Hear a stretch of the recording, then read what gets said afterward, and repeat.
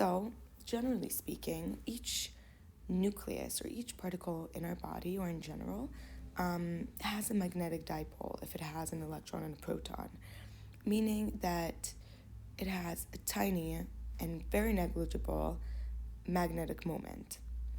Now, if we're going to look inside our body, let's take, for example, the hydrogen atoms, because we have so many of them, since our body is 70% water. They're all going to experience a magnetic dipole in different directions. Now, what NMR is doing is just playing along with these magnetic dipoles in order to create a signal that we can later detect and turn into an image, which is the eye and the MRI. So what's special about these atoms is they have an angular momentum. They spin around themselves. They spin around themselves, and they have a magnet.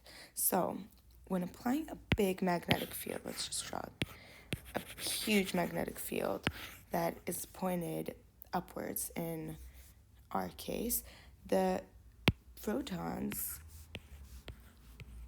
are going to align with it, like a compass aligning with the magnetic field of the Earth. But, okay, we have a little thing here, because not all of them are going to align with the magnetic field. Some of them are going to align against the magnetic field. These atoms are going to have a higher energy, since, well, it's kind of intuitive because it's against the magnetic field. So they're going to work a bit harder in order to be in the opposite direction. Okay, so getting the atom from just a general arbitrary direction of its magnetic dipole and turning it and moving it to be with the magnetic field that is applied is going to cause a little something. So, moving its magnetic dipole towards the one with a big magnetic field. This is our magnetic field. Well, okay, yes. It's going to cause precession. And the precession is just the spinning of the atom around itself while turning its direction. So it's going to turn its direction, the magnetic dipole direction, while it's turning around. And due to the conservation of angular momentum, the proton is going to experience precession, which is just a cone-shaped kind of movement, like a dreidel. Now, the rate of the precession, like how fast it spins, is proportional to the amount of the strength of the magnetic field. So if we have a really strong magnetic field, we have a really fast frequency of the precession, and opposite is likewise. The less strong, well, the weaker the magnetic field is going to be, the less of a frequency we're going to have, the shorter frequency that we're going to have. So with this concept, the MRI actually works. If we have body in the MRI machine, let's do this. The MRI machine, we can create different strengths of magnetic fields that will affect the Larmor frequency. Did I say that was the Larmor frequency? The rate at which this precession is happening. So if we're going back to our machine, we're going to have different strengths of magnets. It's going to be like really high. This is going to be maybe a little bit lower. It's going to be extremely high.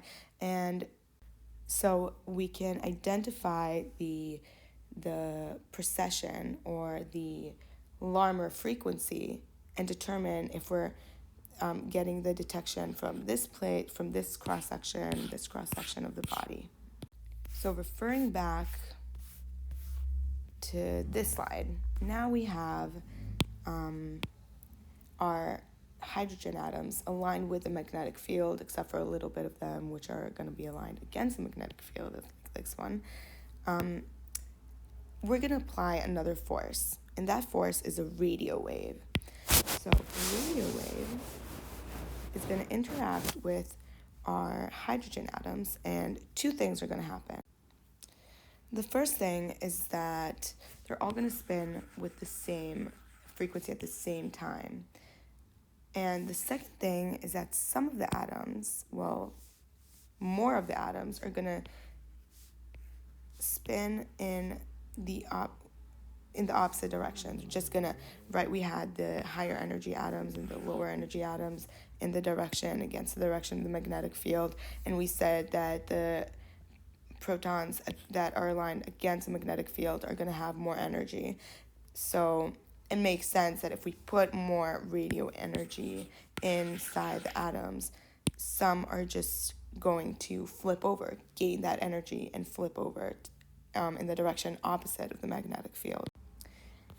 And what we're going to have is that half of them are going to be aligned with the magnetic field, and half of them are going to be aligned against the magnetic field. So if we take that into account, we see that the vector that they both possess is perpendicular to them.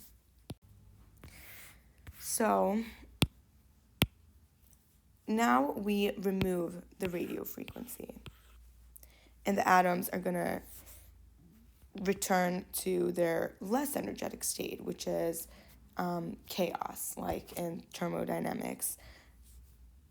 So they're going to lose their precession rate. They're all going to precess in a different frequency. So this is going to be like this. This is going to be like this. And also, well, most of them, the atoms that were aligned against the magnetic field, are going to go back and align with the magnetic field. It's important to mention that the magnetic field is always there. It's always there all the time, even if the machine is not working or, diagnosing a patient. So they're not going to be in a really random direction. They're going to be aligned with the magnetic field, but they're going to be in a less energetic state. So only a small, tiny amount is going to be aligned against the magnetic field with high energy state at a high energy state, and most of them are going to be aligned with the magnetic field at a low energy state. So the process that just happened, that the protons stop being in phase of the precession, and that they returned to their direction magnetic moment with the magnetic field, is the two identification or the two relaxation times that we're going to identify when we're creating an image from the radiation that we received from the different photons. This process, the getting out of phase in terms of the precession or the spin, then that is called T2 relaxation. And this right here, returning to their low energy state in the direction vector of their magnetic dipole, that's going to be T1 relaxation. And for different materials, or in different densities of the materials, the T2 relaxation, the T1 relaxation, the time that they're going to stop precessing together, and the time that it takes for the atoms to return to their low energy state and direction magnetic field, is going to differ from each tissue. So when getting an MRI image, just one second, the tissues that are going to take a long time to stop precessing and sync are going to appear brighter on the image than the tissue that is going to take a short time to stop precessing. And the reason for this is that when they precess together, they have a really high radiation, and they can be detected really easily because they're all precessing in the same direction at the same rate. Whereas other types of tissue which stop precessing and sync really quickly are going to not emit a single strong enough to be detected. So this graph is a little visualization of what happens if it's going to process really, really slowly, it's going to be really bright. And if it's going to be start processing really fast, it's going to be dark. Well, no, I think this is 0, so this is going to be black, and then this is just a little bit in sync, and that's going to be our gray color. Now, T1 relaxation is the amount of time it takes for the proton that we had to return to its low energy state, because all of the protons, right, they were half of them were at a high energy state with the direction of the magnetic field, and half of them were opposite of that. So and the vector was perpendicular, and now when moving it back to the top, the vector is going to become lower and then turn into the direction with the magnetic field. So it's going to stop being perpendicular and move up to the parallel to the magnetic field. The time it takes for this process to happen is a T1 relaxation. So looking at a tissue, just like this, if they're going to align really quickly with the magnetic field, they're going to radiate and a strong radiation that we can detect. So the bright areas that we see are the tissue that really quickly is in line with the magnetic field. So this right here really quickly changed its magnetic field to be in line with the magnetic field. Is going to appear bright. And the darker areas are going to be the tissue that takes a bit more time, or the protons that are in the tissue that took more time to be aligned with the magnetic field, and they're not really radiating in the same direction, so the vector is harder to detect.